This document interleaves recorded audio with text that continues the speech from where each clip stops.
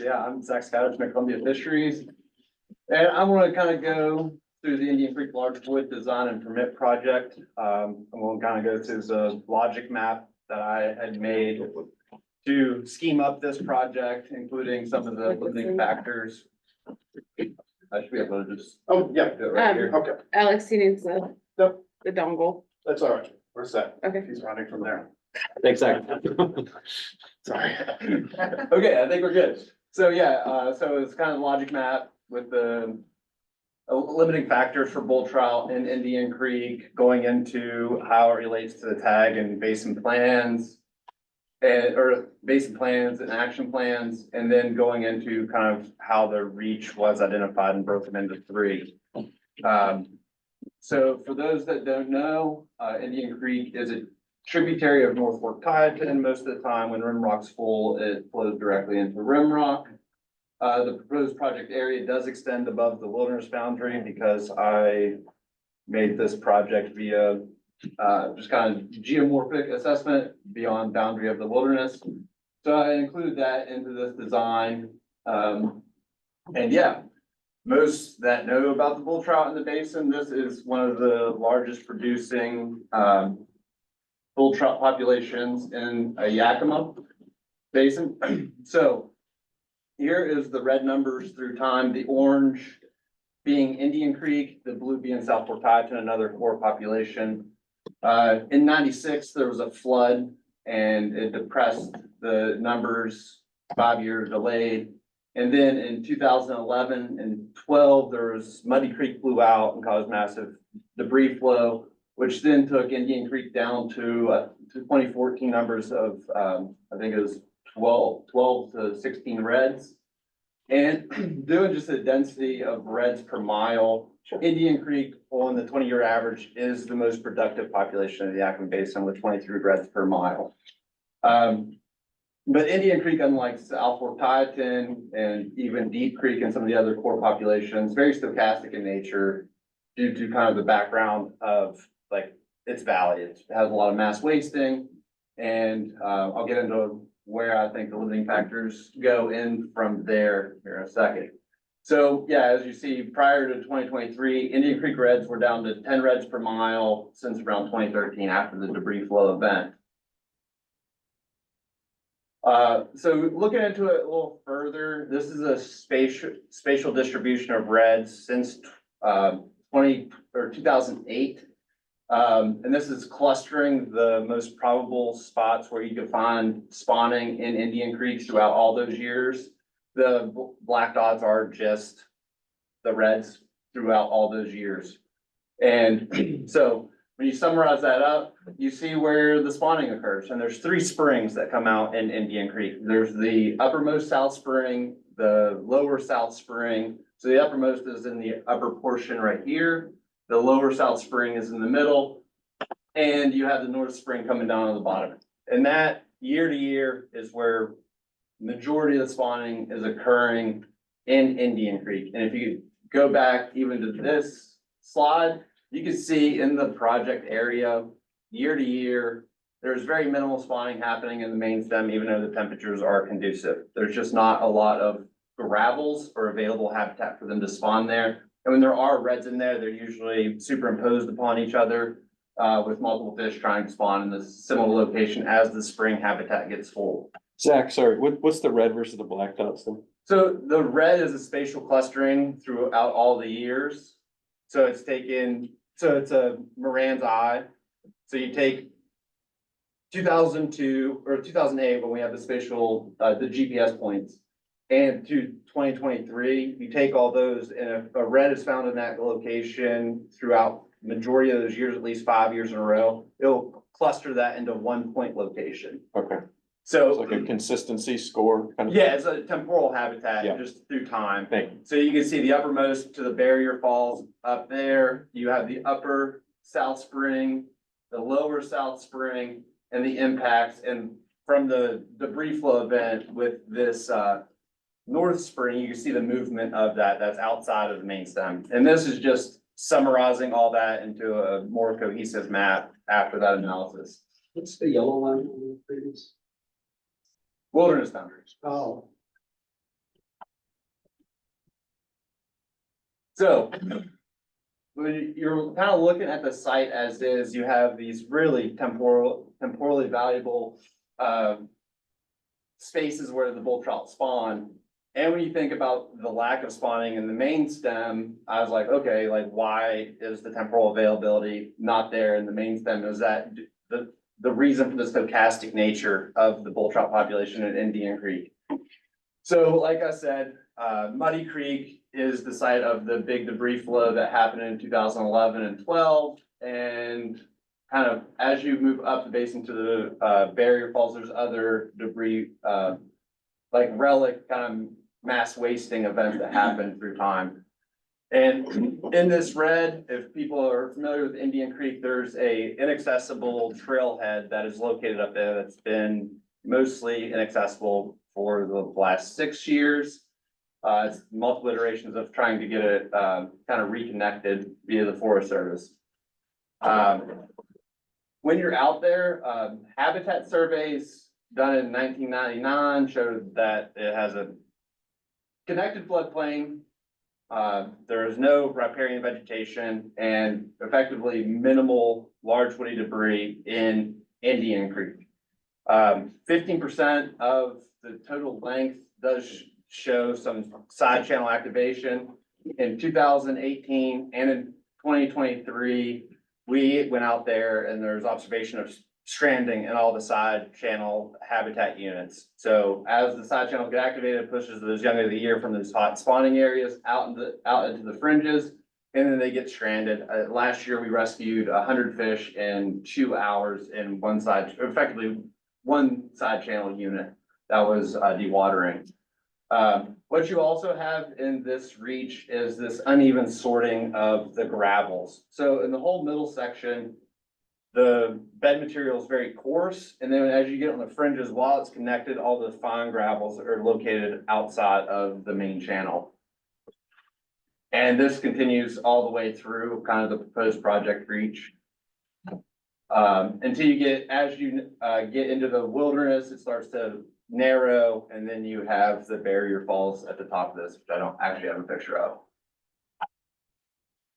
And here is the road that accesses the trailhead. There's 2 culverts that are blocked and kind of blown out going up there, just the scale. And that's Muddy Creek flowing, and that was a few weeks ago. Kind of in summation, you have this bull trout stronghold, and you have a mile of the main stem that doesn't really do too much for it. It doesn't produce that many year-to-year spawning. The rearing capacity in there is fairly low with lacking of habitat. While it does not dewater, there's just no large woody debris and very minimal pool habitat in surveys, and the abundances could be higher if you do add those in. So kind of this is a summation of that. This is last year's rescue effort, and that was just the juveniles that we got out of that one side channel. So we have an active floodplain but lacks riparian vegetation, extensive side channel and off channel habitat dewaters. This decreases recruitment, and you have this uneven sediment sorting in the valley bottom. So why is that the case? Unlike most restoration projects, Indian Creek has not really had that much anthropogenic change directly within it. So to the right, there's a 1948 aerial photo. You can only see the road cut coming up through, but in the basin, it doesn't appear that there was much in terms of clear cutting or anything like that. And we actually have a greener Indian Creek today. And Indian Creek, since 1948, has kind of exhibited this large floodplain that kind of lacks riparian vegetation. And this kind of shows the road cut. The best thing I could explain with this was some of the relic, like kind of mining stuff that I found up in the canyon and deep portions. That road cut was for mining, the gold mining exploration up into Indian Creek and some of the fringes above even above the barrier waterfall. So why am I proposing a project that hasn't seen much anthropogenic change in it? And kind of tying it to the basin. So this is Bull Trout Stranding Passage, number 23 on the tag focus project. and bull trout action plan, stream and habitat restoration in Indian Creek. The overarching thing, Isaac, wrote a paper in 2022 showing restoration in core bull trout, habitat, but actually, it's like long-term is modeled to have a very, profound impact on population, not only persistence, but finding other patches nearby. And Indian Creek, unlike a lot of other places, in 2080 is still projected to have cold water habitat in it. So this map shows that 2080 projection from Norwest, with the kind of light purple being the 10 to 13 max summer temperatures. This is the project area. It's gonna still set there in that 13 to 14 degrees Celsius area. Muddy Creek does not run, same with this little trip, so, you know, that 8 to 10 degrees, they aren't gonna have access into there.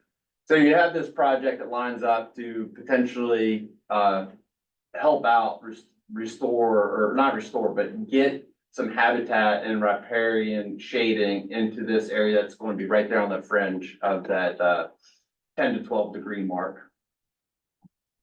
And I think in my head, and I think in the literature, Indian Creek by itself, this project would not only increase the population within Indian Creek, but it has the potential to influence the metapopulation dynamics in the rimrock population and also below it in the rattlesnake population. This is work done in 2009 and presented at a scientific conference. Then you have this big flow. Indian Creek fish move a lot. I think it's like they're necked up in Clear Lake Dam, trying to get up North Fork Cotton since it's a tributary. And the gene flow from Indian Creek to Rattlesnake has been shown to be pretty positive when it comes to getting fish into the rattlesnake drainage. So I think this project could influence those dynamics, especially as passage issues in Clear Lake, Titan are addressed through time.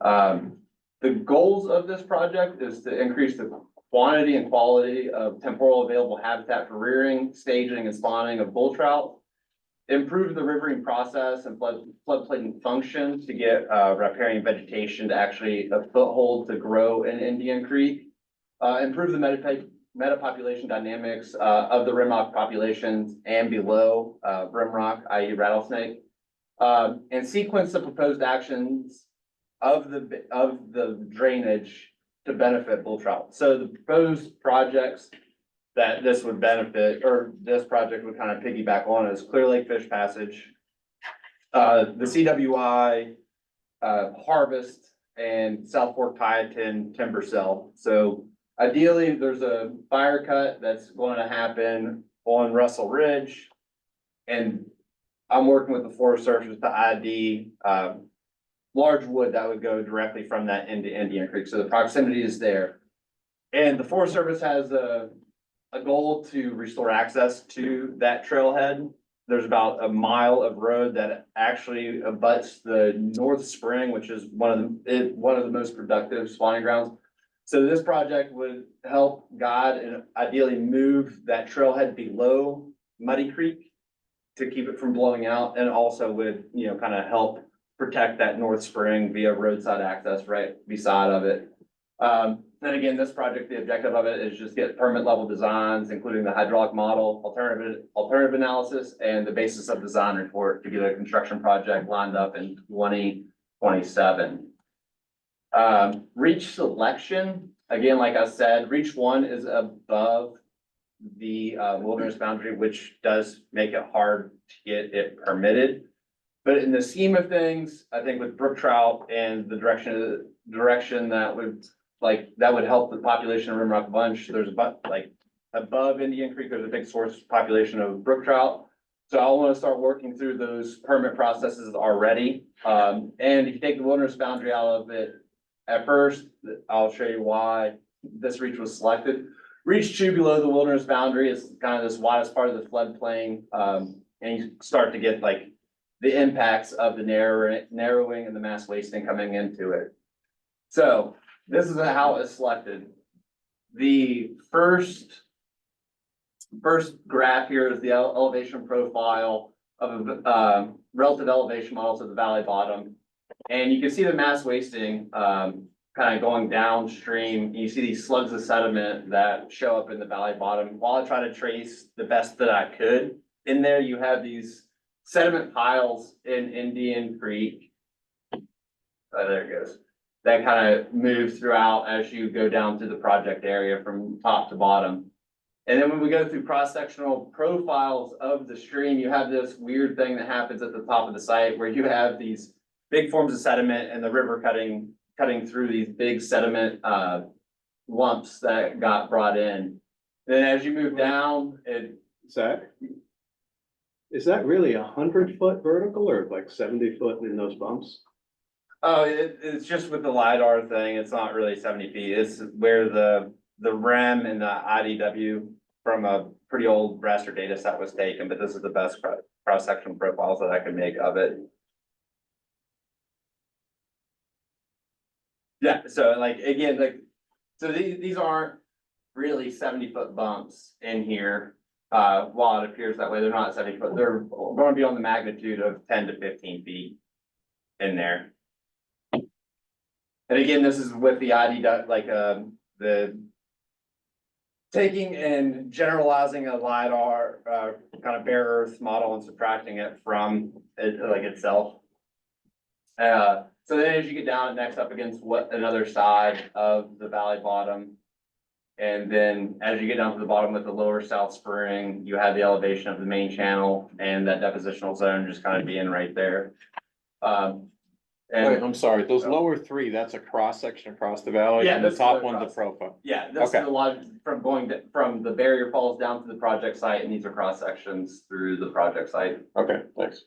And again, an engineer is gonna have this all fleshed out with a hydraulic model. This is just kind of why So why are you picking these? What does this tell you as far as this being a site to restore? so, as you go and that sediment is deposited through the different mass wasting event, it's made these, areas of sediment that the river has cut through and actually disconnected the floodplain. So starting at the top, you have these like levee almost acting things starting in the wilderness zone. And then as you get to the bottom, it's elevated up.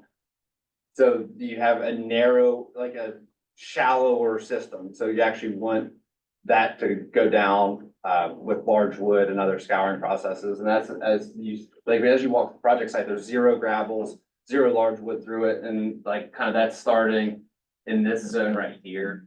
Okay. Kind of below the wilderness. Yeah, and with that, I think a 2-minute mark, yeah, we have any questions? Zach, you mentioned riparian shading, but this is not a grant that's falling in the riparian shading category because Yeah, so with no large wood and no floodplain roughness, if you would to just plant the site, it would get blown out just like it does. And it has been since 1948 minimally. So getting large wood in there, if the engineers would design wood that would then benefit like pockets of sediment deposition and riparian success. And we put a lot of time into helping shape the surfboard policies for riparian. One thing we could not convince them of was to fund design grants, design-only grants with riparian funds. So even had this not likely included more large wood than riparian would have, we can't do a riparian design. So you'll see one or two other projects where like, this could have been riparian design on. So, Did you see Elizabeth's comment? it's just what Alex said.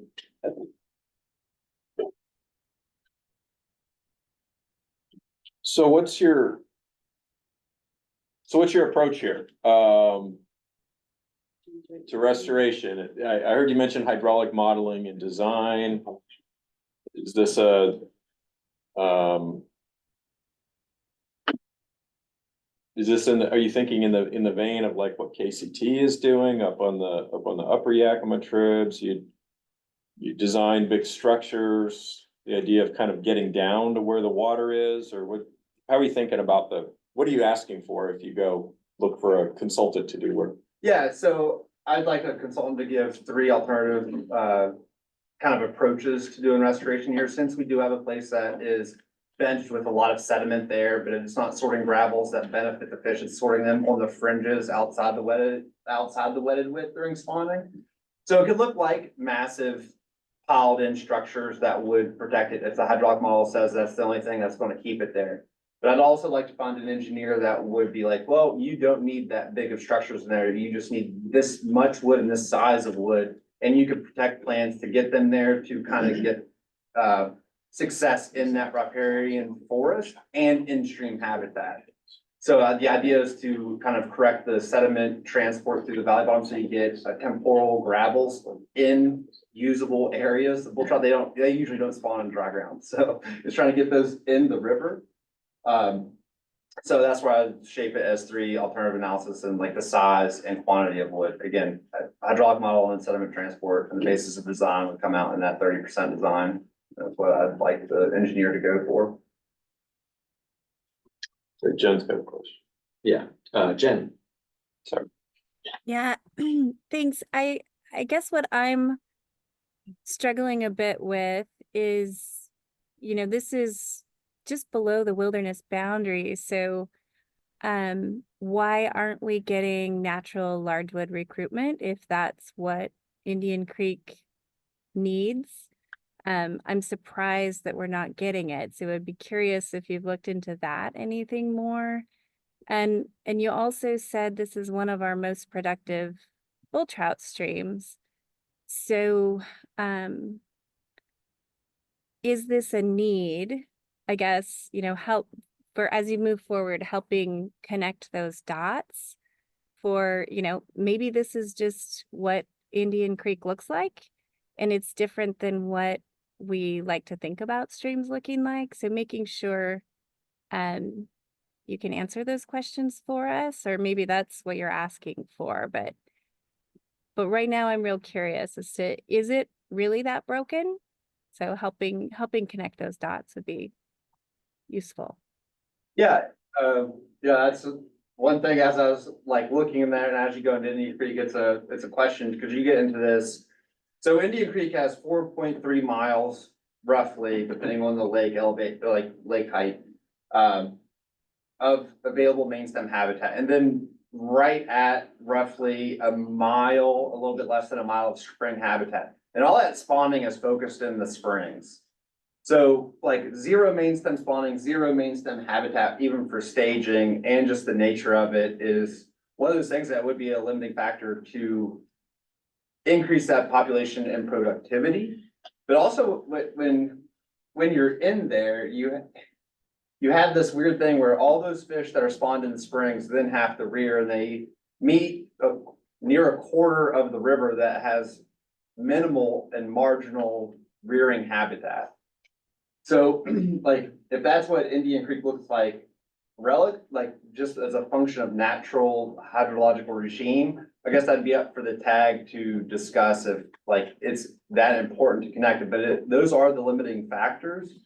And it's not really directly in the basin caused by anthropogenic changes. And again, I could connect those to overarching fire regime changes and stuff like that. But just to be honest, like there's not a lot of clear cutting in there. There's not a lot of those other functions. But when you're looking at a system like that, and the productivity that is there is 20-year average, yes, but the stochasticity projected through time is not a good thing for any population for 100-year projections.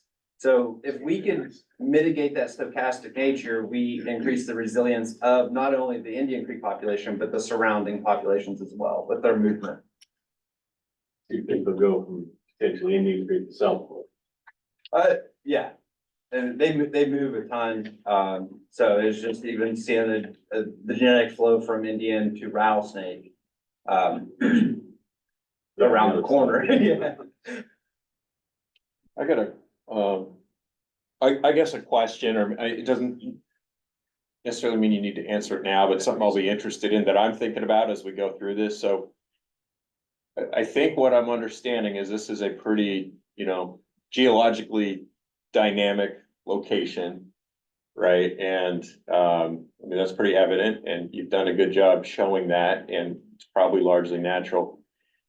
And so something I think about in areas that are prone to, lots of landslides or other dynamism, could be an alluvial fan, is how do you make a decision about how much to invest in terms of a I don't wanna say static, but in a specific restoration outcome. You know, typically an engineer is gonna wanna design it to look like this, and here's the alternative, and it fits the model, and we're gonna get these shear forces, and this is what you get.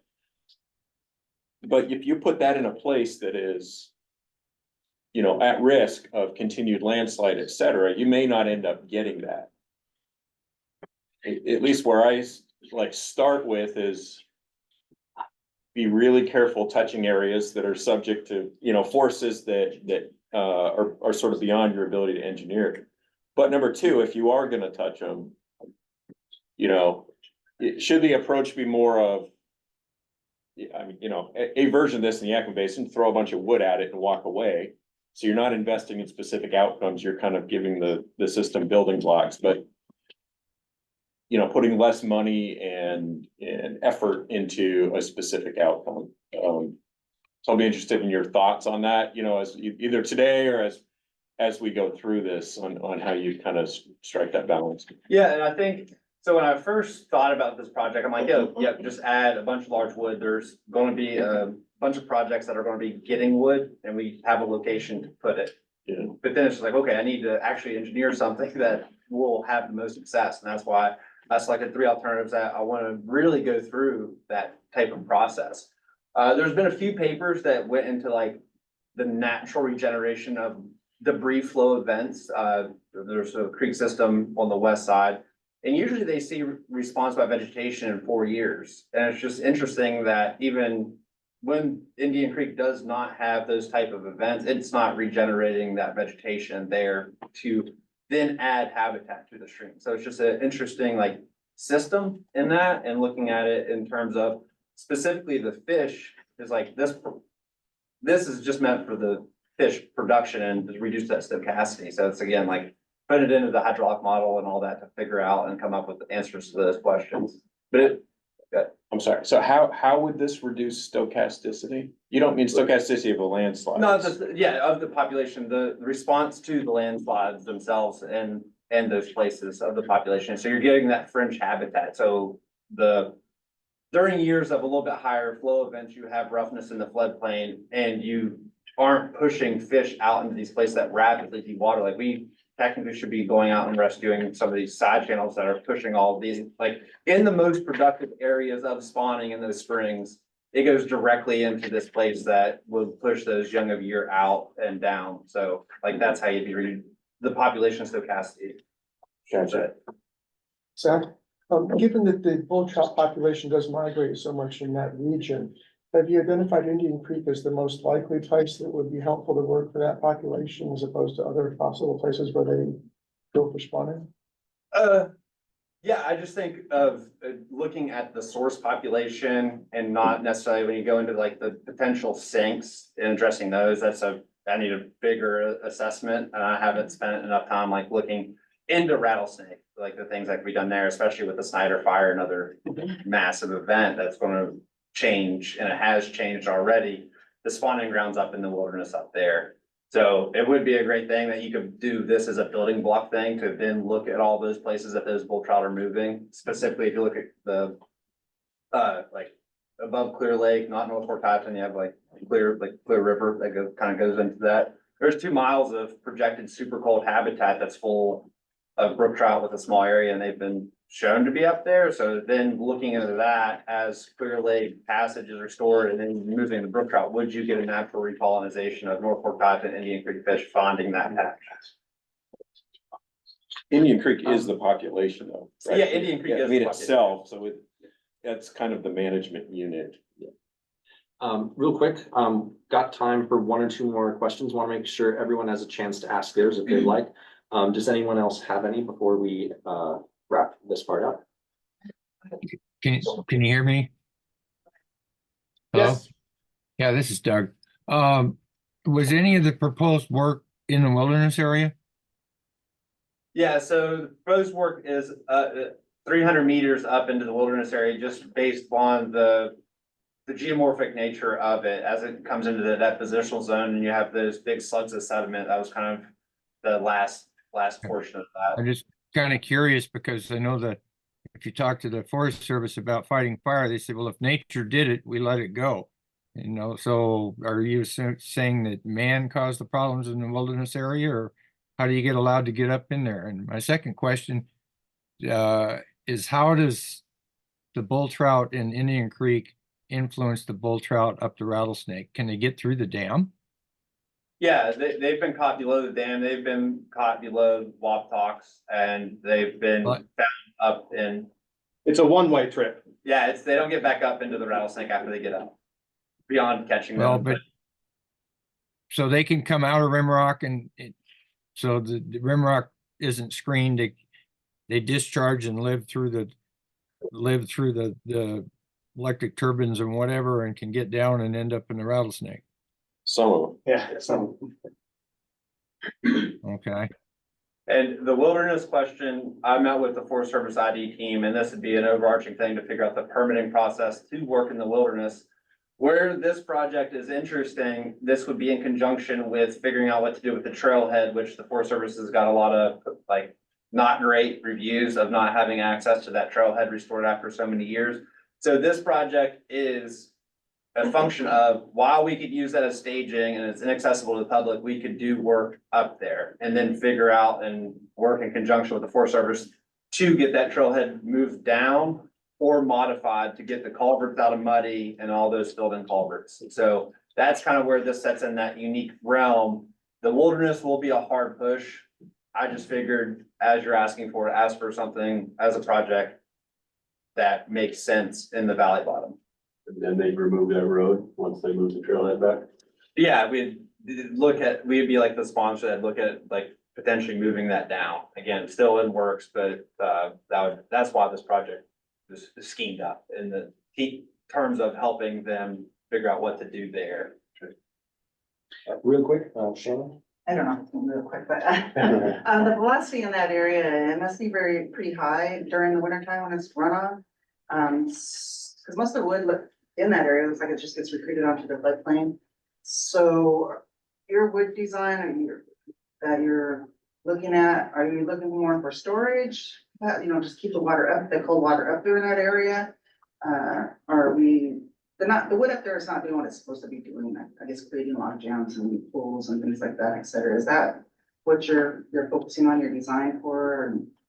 I think it's a bit of both. I mean, wood does a lot of things, and you look at 2080, if there's still no trees through 2080 and, temperatures are a little bit warmer than that, then you have the whole like heart and over a quarter of Indian Creek that is zero cover, zero habitat, and marginally warm for them during max temperature. So in a low water year, in that system, that would not be good. So the large wood would function, again, engineers, and as you go through a design, would come up with the size quantity of that to not only benefit in-stream habitat, but also influence what's happening in the floodplain to get roughness over that smooth, like barren landscape where all that stuff is sorted, like the gravels and the large wood sorted on the floodplain, not in the creek at all, really. So they're gonna be keyed in and designed to stay there, right? They're not gonna just like dropped in there and say, oh, okay, you function on your own. Yeah, ideally, and there'll be some likely designed in mobile pieces to kind of naturally recruit in nick points and other areas that, would like to get hung up at. Thank you. If folks have any more comments, email us so we can track it, get it to Zach. Yes. Yeah, please within a day, if at all possible. Thank you very much. Two knucklehead that did that 99 survey up there. Oh, yeah? Thank you very much to Zach. We gotta move along to the next presentation. Also, Zach has a trip to get to. Yeah. And Zach, one thought, sooner rather than later, before the review panel gets it, let's talk profiles and make sure you have realistic profiles, even if it's straight off of the LiDAR, not relative to anything else, because the state review panel people are gonna get tied up in knots around 100-foot elevation changes. I did that this morning, so. Yep. Be nice to have a pool that deep up there. Yeah.